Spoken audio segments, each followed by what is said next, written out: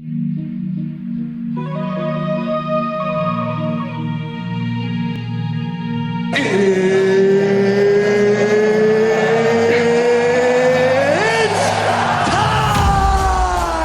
are finally here. Super Bowl tomorrow. We are talking showdown for DraftKings. It's finally time, man. It's been a big build-up. We did our first look show, I think, over a week ago now at this point. We've had time to think about things, and we've got some news that's come in, excuse me, injury-wise, that kind of clears things up a little bit for us, and then we have some other news that makes things a little bit more muddy. We'll get to that in 1 second, but you're watching the Edge DFS. My name is Tyson Smith, joined by Ellie Hernandez. Ellie, what's up, man? How you doing?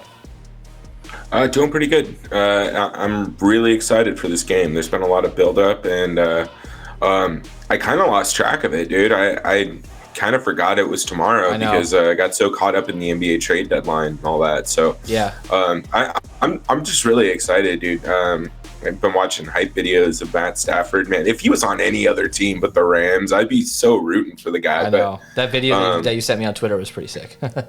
Yeah, bro. Yeah. So anyway, so we'll get into it. I'm excited for this one. So this is your last chance, guys. We reached our subscriber goal.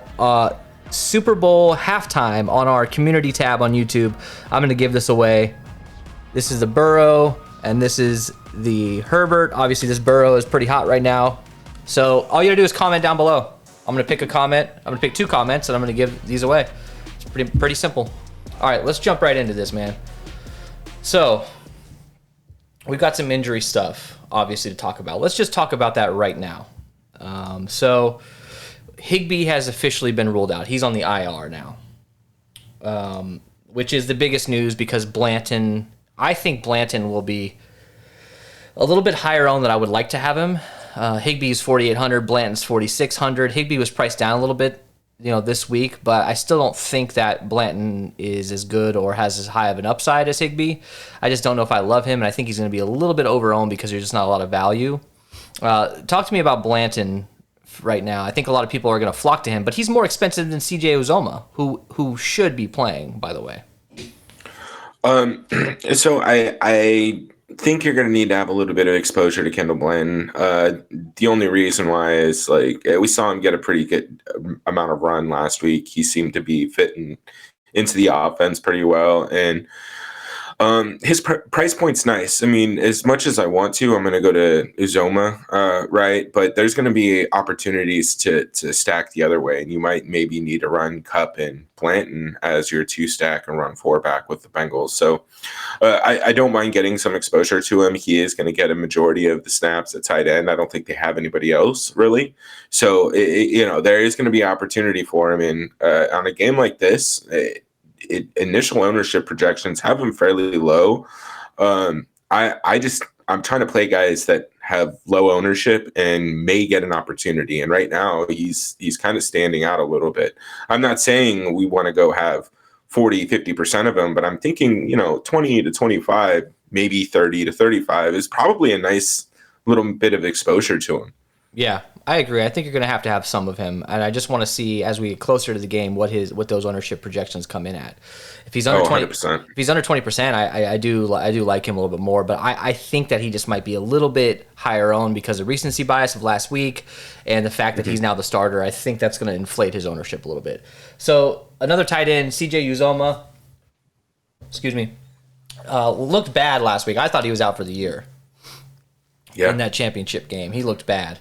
Turns out it's not so bad. He's officially questionable. I've seen his status even as probable. He says he's going to play, but it looked pretty bad, man. I mean, he didn't play. He had a full practice recently, so that's good news. So thoughts on Uzomah at that price tag, man? I'm actually likely to be jamming him in at captain quite a bit. Yeah, man, I like Uzomah. I mean, again, this is the big game. This is everything to these guys. You have your opportunity. If you can play, you're going to go out there and play. Remember, Terrell Owens, he had a pretty epic performance on a broken leg. So I'm not saying CJ Uzomah is Terrell Owens in his prime, right? But I think that there's a chance that he could go out there and crush. And again, that price point, That's what we're needing on a slate like this. I just don't want to be forced to play two kickers. So I think we're going to have to take stabs on guys like that in that 4K price range.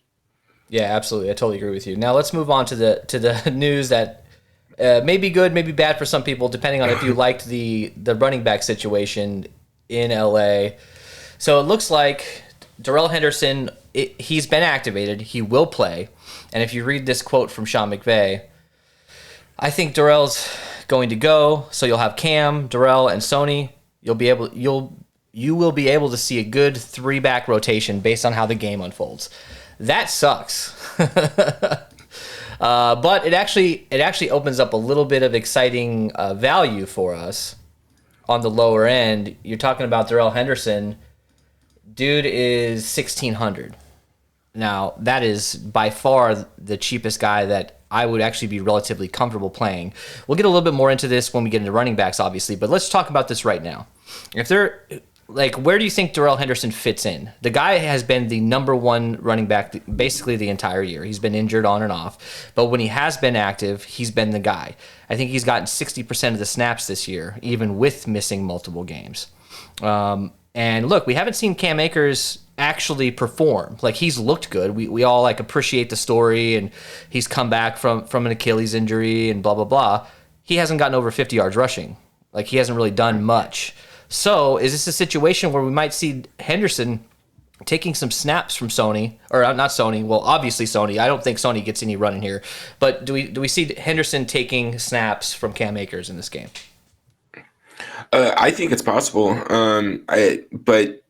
Here's one thing that I've learned a little bit from the NBA. Sometimes you're better off just, and this is a little blasphemous considering it's NFL, but sometimes you're better off just not necessarily looking at the name. If there's a guy who's got opportunity, he's priced correctly, and he has low ownership, you might just need to play him. And again, I think that this is, I'm not going to go out there with 80% Henderson exposure, or even 40%, but I fully expect him to come under 10% owned, right? And if that's the case, like, I think getting 10%, 15% is what I need to get different. And again, so I don't know, man. We might need to just start crediting Cody Main on this show, just preemptively from now on. Exactly. But so we were talking on the first look about how duplicated some of these lineups would be coming into the Super Bowl contest, or the big game. Sorry.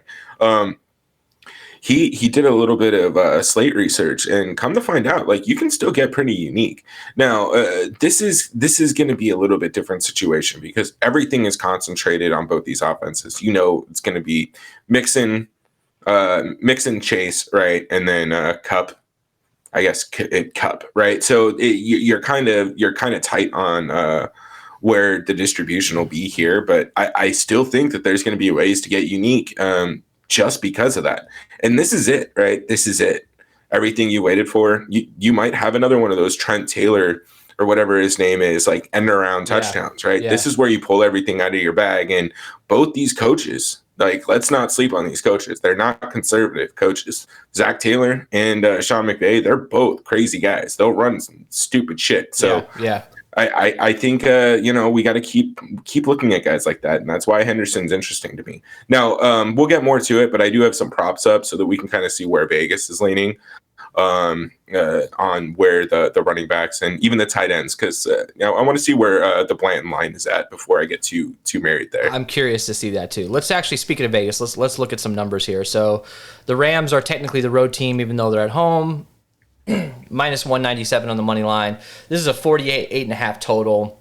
Currently, it's at -4 from what I can tell. So it's come down from 4.5 to 4, and the total ownership here is coming in heavily with the Rams, probably mostly because of Cooper Kupp. Cooper Kupp's going to be 75% owned overall, most likely, minimum. So talk to me about this over-under here, man.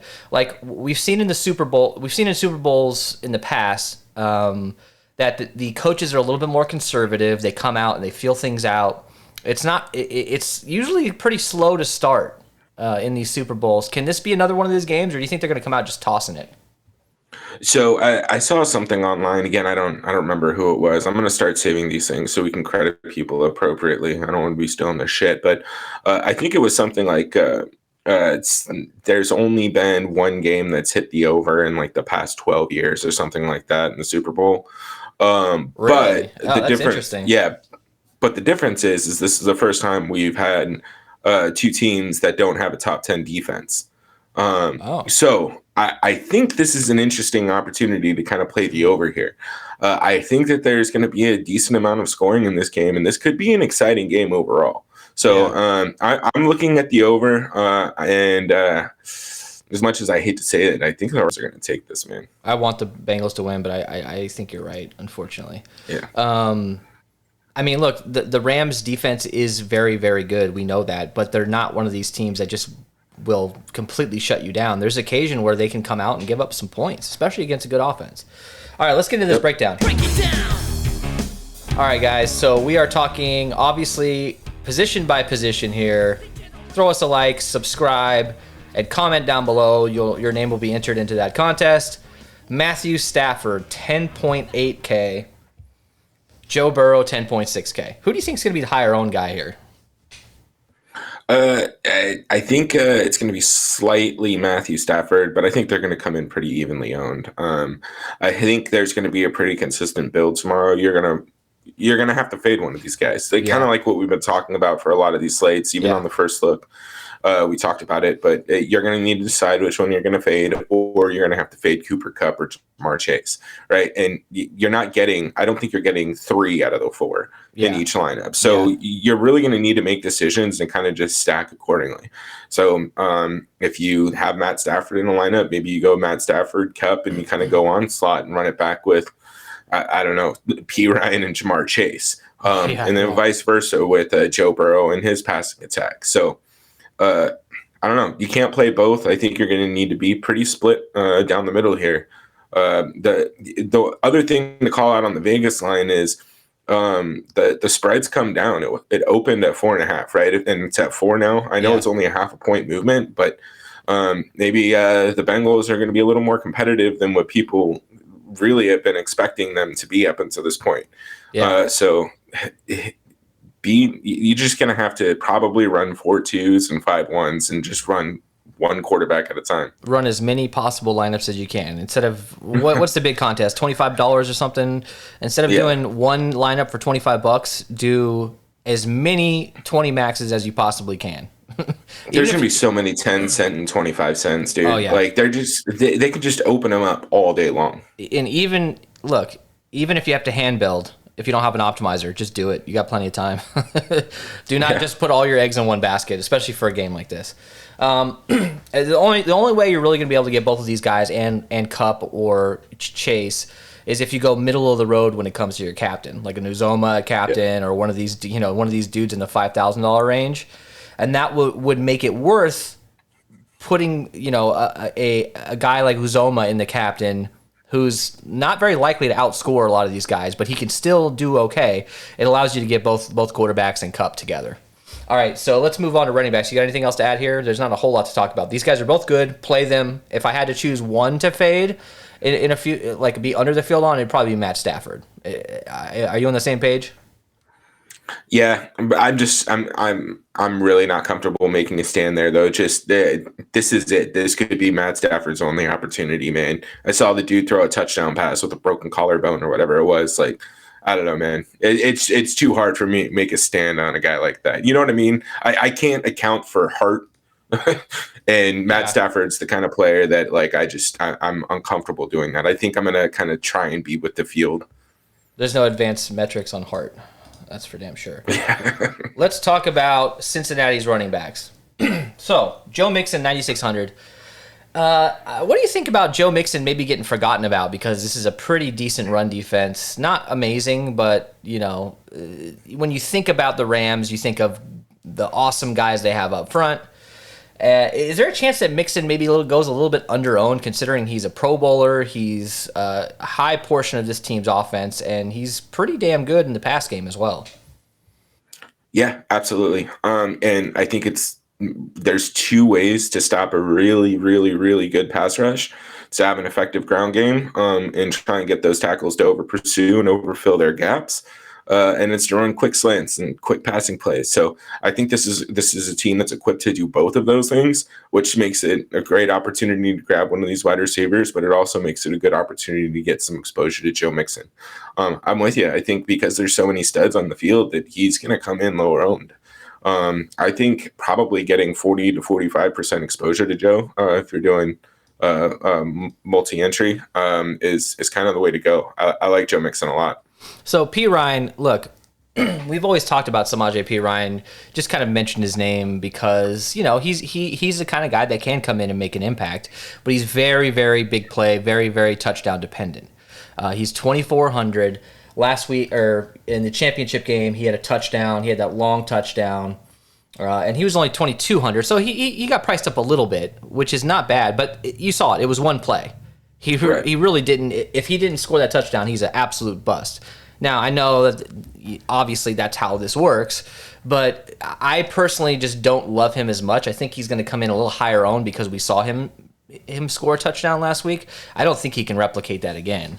And they're not handing the ball off to him in the red zone. They're not, he's not a typical number 2 back. It's not like a 1A, 1B. This is number 1 and everyone else. Joe Mixon is the guy. And P. Ryan is if he needs a breather, then that's when P. Ryan comes in. P. Ryan will just be a guy that I sprinkle in. I'm not afraid of him, but I'm not going to have more than 10% of him. Chris Evans, I might have 1 or 2% of him sprinkled in. Another kind of guy that might get, 10 snaps. He might not see the field at all in a Super Bowl. Anything else to add here? I mean, Joe Mixon, I really do think that he's going to be the guy that everyone sleeps on because he's too expensive to fit in. You're going to want Chase. You're going to want both quarterbacks. You're going to want Kupp.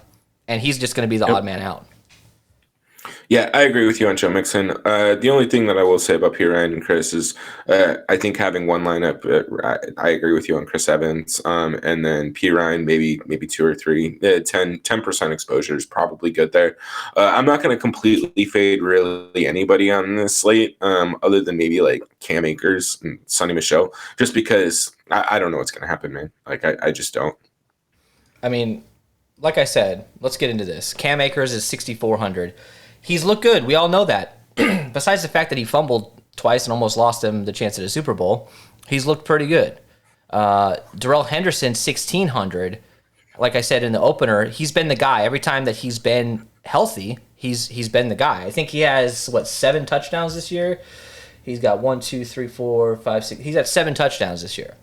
You see some of these numbers, 24, 22, 17. He's the kind of guy that can, and he's never had a fumble in his career, at least based on what I'm seeing. I haven't seen him any stats where he has a recorded fumble given up, and Cam Akers does quite a bit. Yeah. So look, who knows what McVay is going to do? I personally think that Henderson takes over some of these snaps from Akers. I personally think that. I think it's going to be, at this point, just a gut feeling. Who do you think is going to be the guy? It's easy to say that Akers will be the guy because he has been lately. But I personally think that Henderson, maybe it's just wishful thinking here, but I really think that he can take a lot of snaps from Akers. Akers, like I said, dude's got 48 rush yards, 55, 48, and he's got one game where he had 40 receiving yards, doesn't have a touchdown, has been an absolute bust if you ask me. So I don't get why why he's projected every single week. He's projected for 16 fantasy points, and he gets 7. So right now, Cam Akers is minus 115 to hit 63.5 yards to go over, which is total yards or rushing yards. Rushing yards. Why? I literally just bet the under on that while we were talking about it. He hasn't hit that, so that's kind of interesting. Now, Darrell Henderson doesn't have a prop for rushing yet. Yeah.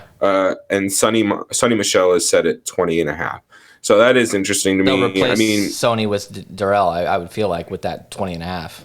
You'd think, or they'll add Darrell to 10.5 or something along those lines. I'll keep an eye on it, see if there's any additions or changes over the next 24 hours and update the Discord. But I agree with you, man. I'm just more inclined to not get either Akers or Michelle. And if Henderson posts a 0, I'd almost be more comfortable with that than Cam Akers posting a 4 or a 7.5. You know what I mean? Absolutely.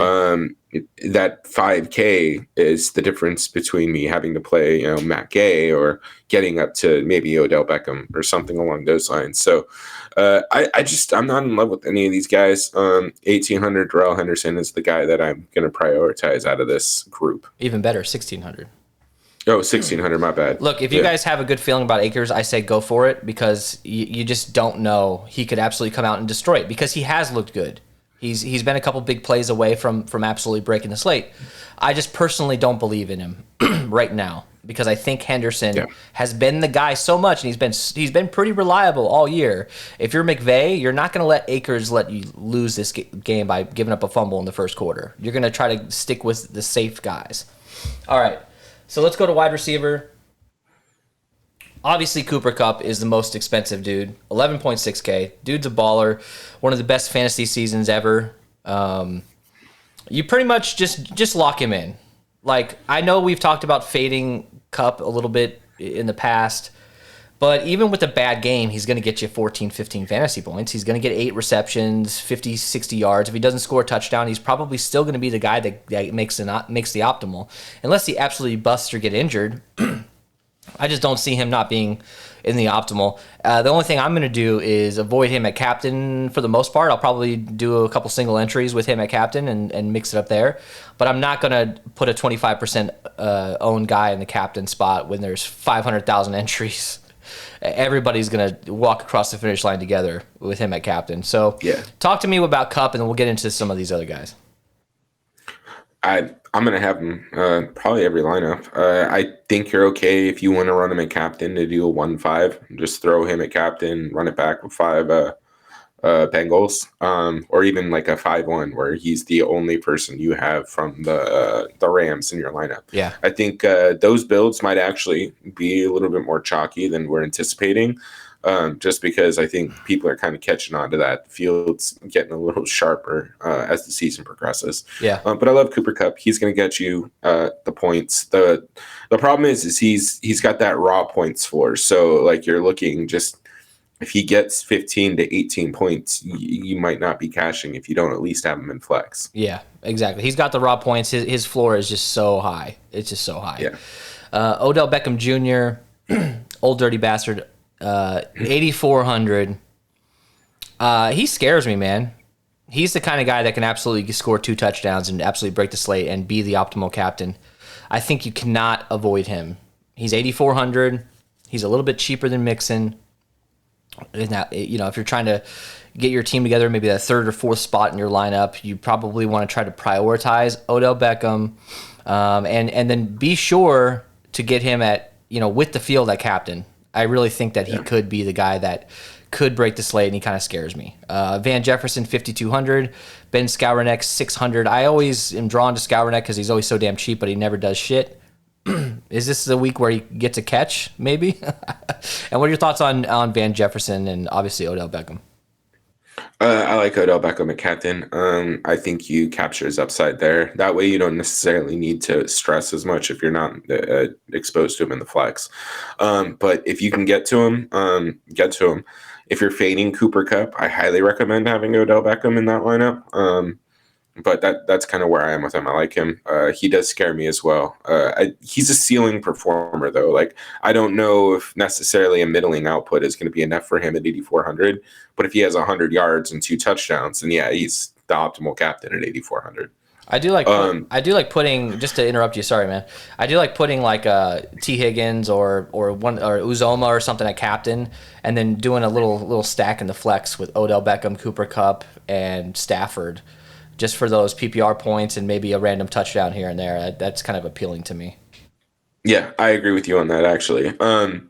But another thing, Van Jefferson, I don't know, man. Like, he's been kind of recovering from an injury. He hasn't looked particularly good.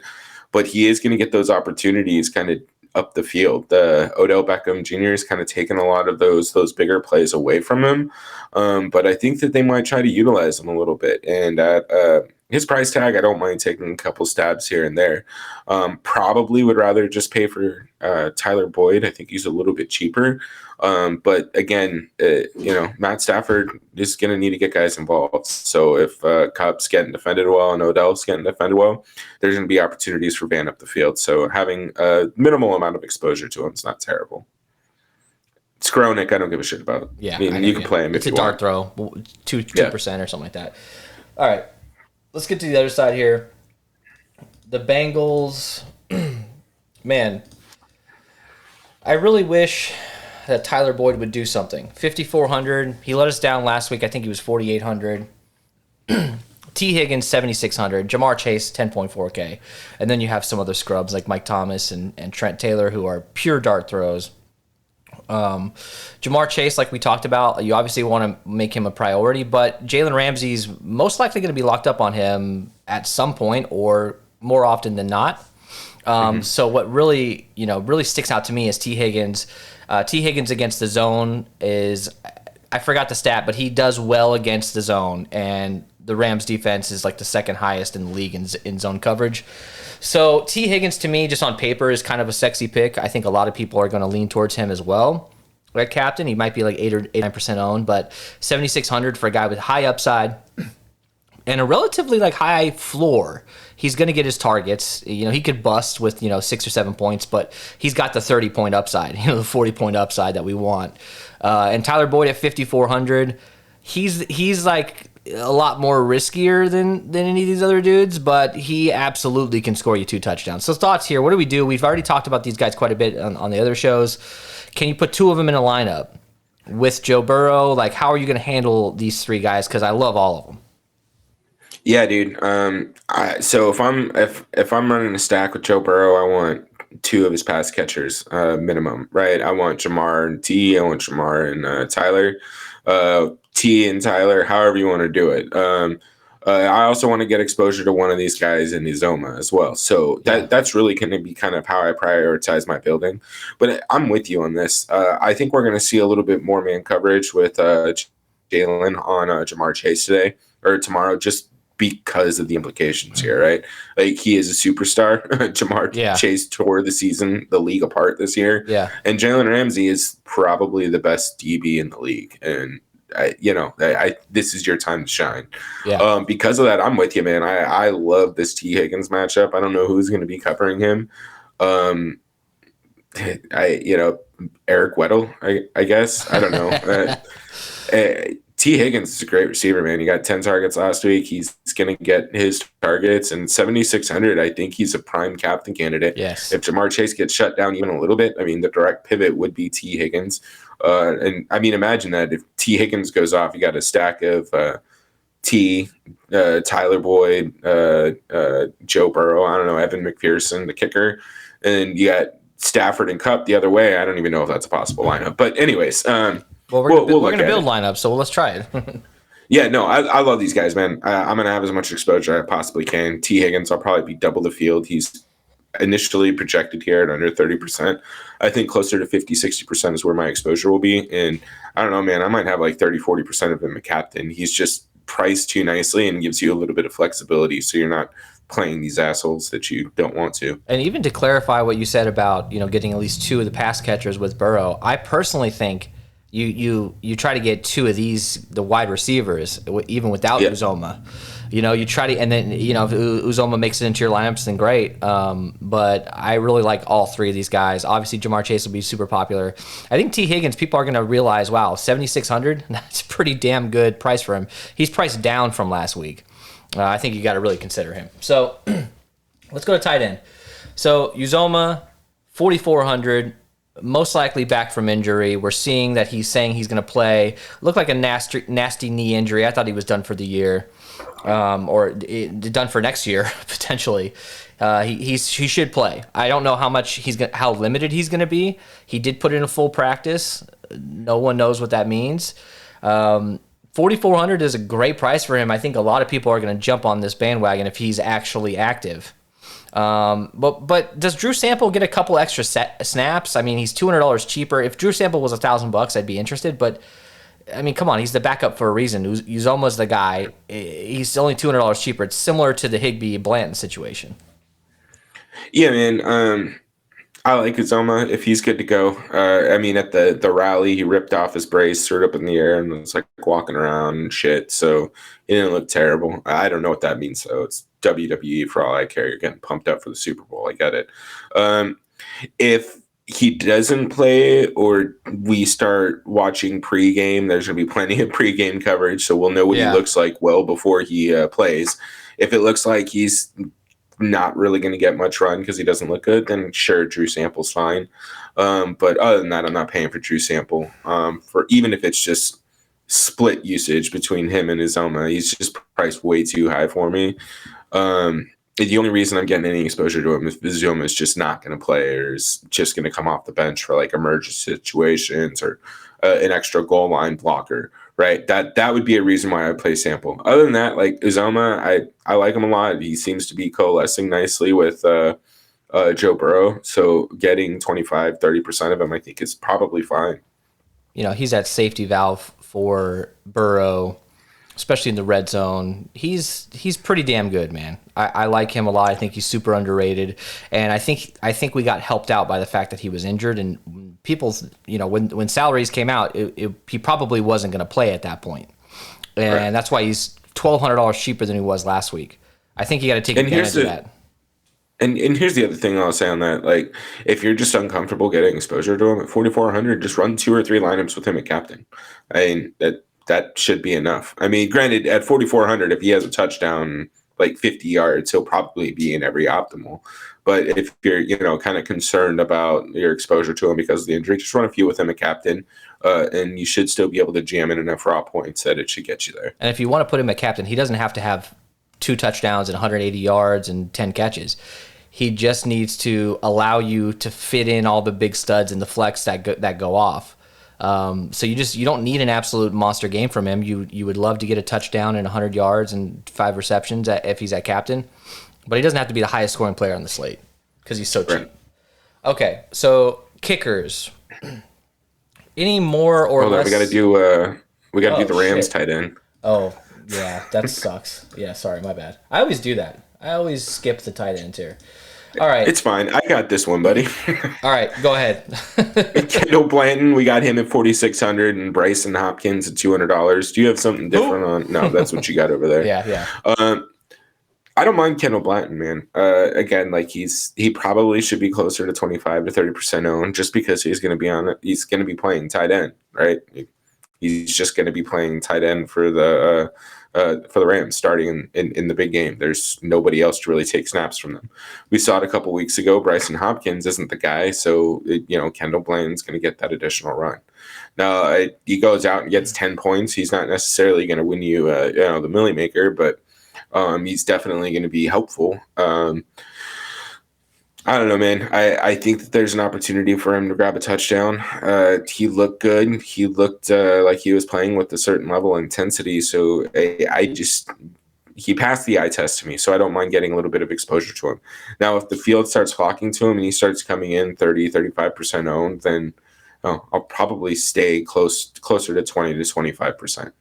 I think that's about where he should be owned.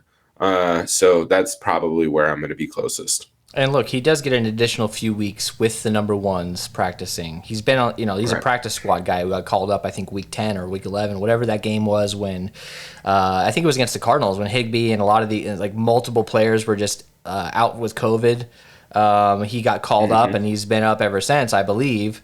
So it is actually pretty intriguing because they might want to use Blanton in different ways. There's not a lot of film on him. So maybe they might utilize him differently than they would Higbee and get a little bit of an advantage, especially after, 3 weeks of practice with the ones now. So it's kind of an interesting thing to talk about. All right, so kickers, any more or less interest than usual? Matt Gay, Evan McPherson. McPherson's a baller. Obviously, 4K for him. Matt Gay, 3,800. I like when the kickers are under 4K. It really helps with that last spot. So we're in a dome. I'm using quotation marks because there's still open air areas, and it's going to be hot. It's going to be high 80s in LA. I don't think that that's going to necessarily affect things as much, but you might get a little bit of that heat coming down on the field, and the fans in the stands might be okay, but I don't know why I'm talking about that when it comes to kickers, but I guess because it is a dome, it is a dome game. There still might be some wind or something. It is LA, so you're probably not gonna have to deal with that kind of stuff. So I don't know. Talk to me about kickers. Yeah, I like them both. I don't want two in my lineups, but I think you're probably going to need one. How many big games, if you will, have we seen come down to a last-minute field goal? So it's very possible that if you're taking points, now is the time to do it. So unless this turns into a blowout, I think both kickers will be heavily involved. So I think just play one and make sure it correlates kind of with what you think is going to happen. Defense, 3,400 for Rams, 3,200 for Bengals. Any interest in the Bengals at all? I mean, they came out, did pretty good in the second half there against Mahomes, got them to the Super Bowl. But the Bengals need sacks, they need interceptions, they need points on the defensive side for them to really pay off. And we know what the Rams can do here. We know they can get the sacks. We know that Joe Burrow has got sacked 9 times and they won the game. So look, are we interested in the Rams at all in this game? The 3,400, that's not bad value for a team that could end up getting 5 or 6 sacks and maybe a fumble or something like that. Yeah, first of all, I think the Rams are definitely in play. The Rams defense specifically. I mean, if the Titans had 9 sacks against Joe Burrow, and not to be a dick or anything, or just go off in hyperbole, but they could easily have 13 sacks. You know what I mean? That's 13 points right there. Even if they don't score or do anything else. So. Yeah, man, I think the Rams defense are in play. I think the Bengals defense is in play too. And the Titans come up again. We saw the Titans just absolutely decimate the Rams offense one night for no goddamn reason. Oh, yeah, that's right. That's when Matt Stafford came out and threw the pick 6 right off the bat. I think did he have multiple turnovers? Is this going to be a Matt Stafford turnover? Holy shit, what the hell's going on? Sort of game? Do you think there's any chance that happens? I think we could see something like one of his 450 yard 5 touchdown and 3 interception days. That's something I could see happening. But I don't. I think if anything, this is not going to be a defensive struggle. Let's get to our fades of the night here. Ellie, you're going Cam Akers. I'm going Sony Michel. Cam Akers is the riskier one here. You actually went out on a limb. I just kind of balked here, but. It's safe to say with the reintroduction of Darrell Henderson, both of these guys get a little bit of a decrease potentially. And even if Darrell Henderson didn't come back, Akers is still a little bit risky because he's going to be super high owned and he just hasn't actually put up the points yet this year. I think we're both a little bit under on him overall. And like I said in the opener, I believe Akers almost fumbled them away, fumbled their season away. Henderson, Michel are pretty good when it comes to not fumbling. And just one more thing to say on this. I know this is kind of contrarian as we have the fade of Oneida, but keep in mind that you need to pay attention to what's going on as we get closer to lock. It could be that he's just being activated so that he can actually suit up for the biggest game of his career. So if that's the case and it kind of looks like he's not getting involved in warmups, then maybe adjust your projections to show that Michel and Akers are kind of getting the full activity. So that's just one thing I wanted to say, just as a side note. I think he's going to get some run though. It's a good point. I mean, unless this is a complete decoy and McVay's just messing with us, I believe him when he says this. We read this earlier in the show, but basically he's saying there's going to be a 3-headed monster with all these running backs. He specifically named Darrell first before Sony. Now I'm looking into it here. I know I am. I'm trying to find any little hint. But anyways, I just don't love all 3 of these guys as much anymore with him back. So let's get to our captain choice here. Now, if you want to crown them, then crown their ass. Now, clearly, the best captain choice is Cooper Kupp. guys like Cooper Kupp, Jamar Chase, but we're trying to save a little bit of salary, and we're trying to be a little bit contrarian.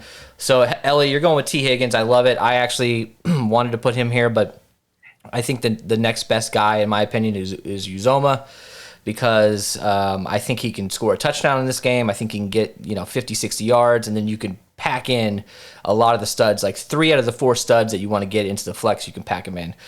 Same with T. Higgins. I think you can really get some high-quality dudes and then just punt on that last spot. And he's got that 30, 40-point upside, Higgins does. So talk to me here, man. Yeah, man, I think we covered it a lot when we were into the wide receiver section, but T. Higgins is just in a good spot. I like his potential volume, given the anticipated matchup between Jalen Ramsey and Jamar Chase. I don't think Joe Burrow's going to shy away from T. Higgins. It should be a mismatch, given the Rams secondary is just kind of weak overall. But I love T. Higgins, 7,600. The pricing's nice. You'll see that we should be able to build pretty nicely with him. All right, we're getting into a lineup build. Let's do it. Throw us a like, guys. Subscribe. We're going to be doing a lot of NBA content, some more evergreen content when it comes to DFS, and we have our usual weekly podcast with Danger Nation over there at Sports Capitalist YouTube, where we're just kind of hanging out, talking about the week's events. And, Ellie, you've been crushing it with NBA, so we're going to have to do some NBA shows to kind of spread the love there with everybody else. All right, so let's look at the optimize button here. Let's see what happens. Joe Mixon, captain. Interesting. Okay. Mike Thomas has a complete dart throw at 200. Tyler Boyd, Higgins, Stafford, and Kupp. I don't hate it. I'll save it, but this is a straight up tournament lineup. I'm not entering this into a single entry. I'd rather go from Stafford to Joe Burrow and then run another Rams guy. Yeah. Maybe instead of Boyd, that's a Blanton. Yeah. Let's build with Kupp. All right. I want to see if we can still have high upside and be a little bit different here with Kupp. All right. So we put Kupp in. We're not going to be able to get both quarterbacks. We're not going to be able to get both Chase and Kupp potentially. Maybe we can. But what do we do here next? You want to go Stafford or you want to go Burrow? I think we go Burrow, and I think we're gonna have to fade Chase as well. So I think we need to go Higgins, right? Yeah. We go Higgins or Boyd, either one. But I think Higgins is definitely the way to go if you're fade Chase.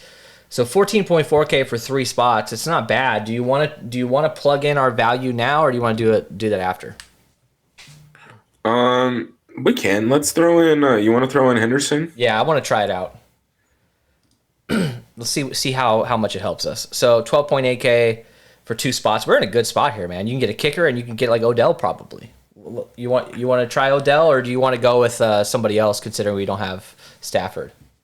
Yeah, I don't want to do Odell since we don't have him. Have Stafford. What happens if we throw in Mixon? What does that put us at?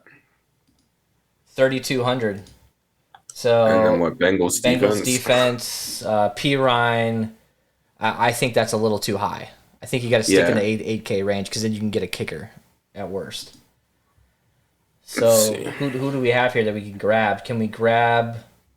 I mean, we could. Look, I know we were just talking shit about Cam Akers, but hey, you want to make sure that you get all the rushing points. You got Henderson and Akers in the same lineup. Not a damn person is going to do that with Kupp at captain. That's how you can get different there. Or you can go Tyler Boyd or Van Jefferson. Let's try Tyler Boyd here. Is that okay? Yeah, and that's 7,400 left over. You can get Cam Akers again. You can pay down for Van Jefferson. It seems like you're in a no man zone here, but I think you're gonna have to leave money on the table with Kupp at captain. So what about this? Come off of Henderson and let's go to Matt Gay. Okay.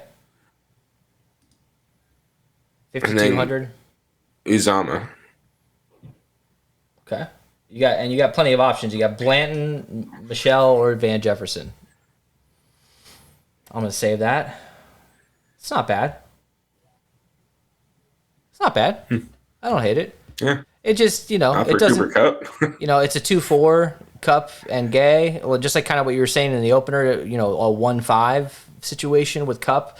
If you're gonna put Kupp at captain, I personally feel like this is kind of the way to go, unless you absolutely think that the Rams are just gonna blow them out. I think you just sprinkle in a lot of these Cincinnati guys who are much cheaper and still have decent upside.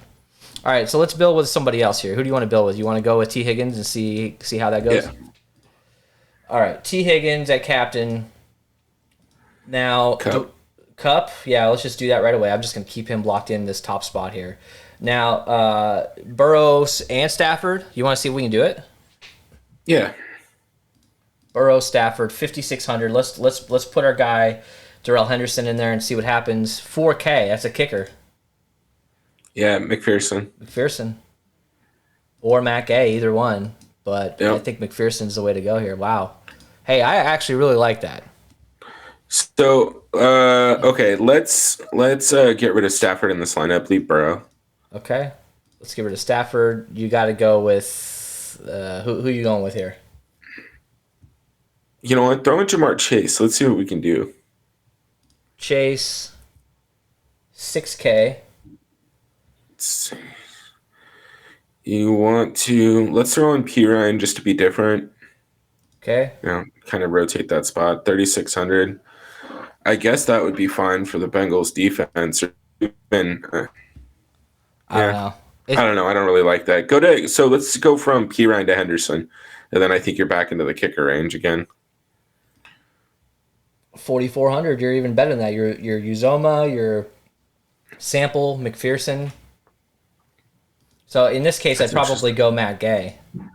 Yeah, I agree. All right, so Higgins is nice. You can get some. You don't necessarily have to punt. I mean, if you think of Darrell Henderson as a punt, then yes. But I don't think you necessarily have to get too crazy here. Let's not play Chase, and let's see if we can, go a little bit safer. Let's get Joe Mixon in here. Do you want to try that? Or is that too? Get rid of Joe Burrow and throw in Joe Mixon, and then let's run it back with Stafford, Cup, and maybe 2 more Rams. Love it. Love that. All right, 6,600 here. So in theory, you could do, what can you do here? You obviously can jam in Darrell Henderson. That leaves you Sony Michel or Blanton. Or you can just go, what else could you do here? What are you interested in? Blanton? You want to try Blanton here? Yeah, let's throw in Blanton. That's 2K. So you're going with Henderson, or you're punting with Skowronek or something like that. Yeah. That's a 2-4. That's kind of rough. It is kind of rough. Let's get rid of Blanton. Yeah, this is tough. T. Higgins is nice. Don't get me wrong, but he's a little. It's still a little hard. It looks like you have to lean more towards the Bengals for Higgins to kind of work a captain. Yeah, it does. It looks like that. And I know that Burrow is only $200 cheaper, but that does kind of help if you're trying to get up to that kicker spot. Okay, hold on. Before we come off of Higgins, change Joe Mixon to Uzama. Okay. All right, that leaves us with 11.8K for 2 spots. Throw in Odell. Yeah, we got to get our Odells in here. 3,400. That's Rams defense. I'm okay with that. Hey, not bad. All right, so Higgins needs a little bit of work. I think you used your gut a little bit, but you can go any direction you want. I think you just got to kind of manage your exposures when you're building these lineups and figure out exactly what you want to do. If it was me personally and I was optimizing a handful of lineups with Higgins, I would specifically lock Higgins in at captain and then optimize and try to find, turn up the randomness or whatever it is and try to find those right combinations instead of just tossing him in. All right, who's next? You want to go Uzoma? Let's do it. All right, let's try Uzoma here. Let's see if it's worth it. Let's get the studs in. I don't know why I took Cup off. I should just leave him in locked in. Let's get Cup and both quarterbacks. Now, where are we at?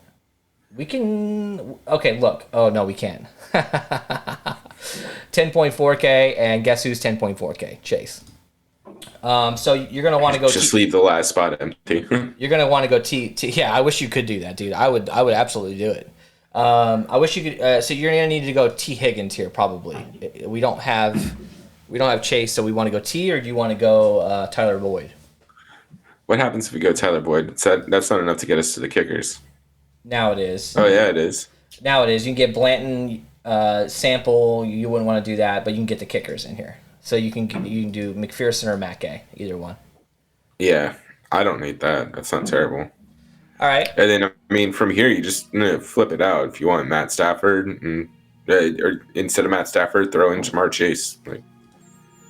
So hey, that was a good show, man. I feel very comfortable when I'm building lineups tomorrow. I'm not touching my lineups until I see inactives, until I watch some of the pregame. I'm not even going to think about it. I'll get into it, as we get closer, just in case. I think one mistake that a lot of people make is they try to build lineups way too early. They're like, you don't want to lock yourself into finding your favorite lineups and then someone gets activated or it kind of changes the dynamic, and then your head, you're like, oh, I still like this lineup. I personally don't even think about it until I see it in actives. Are you kind of the same way? Yeah, I mean, dude, I do the same thing for NBA. Like, I literally research nothing until I get an hour before the slate, and I just pay attention to who's active. Yep, that's it. All right, so talk to me here, man. Who do you think is the low-owned guy that can score, and what's your final score prediction? Low-owned guy right now, I think, is Kendall Blanton. I think that he can score a touchdown. He probably is going to be around 10 to 15%. I think the final score is 27-23, LA. You son of a bitch. Don't say that. I know. All right. I'm going Darrell Henderson, man. Screw it. Why not? I think the dude vultures a touchdown on the goal line and absolutely pays off. Who knows? He might not even see the field, but I think there's a chance he gets some run. I think this is going to be like, I'm going to actually go a little bit lower scoring. I'm going to go 24-17 Bengals here. I hope so. Please, Bengals, please win. Sorry to Danger. I have some LA Rams fans. I lived in LA for many years. I have some friends that are Rams fans, but I can't do it, man. I can't root for them. Go Cardinals. I know. We'll subscribe. We'll see you guys later. Obviously, check out our at halftime of the Super Bowl. I'm going to throw up the winner of those two cards, and we will see you guys later.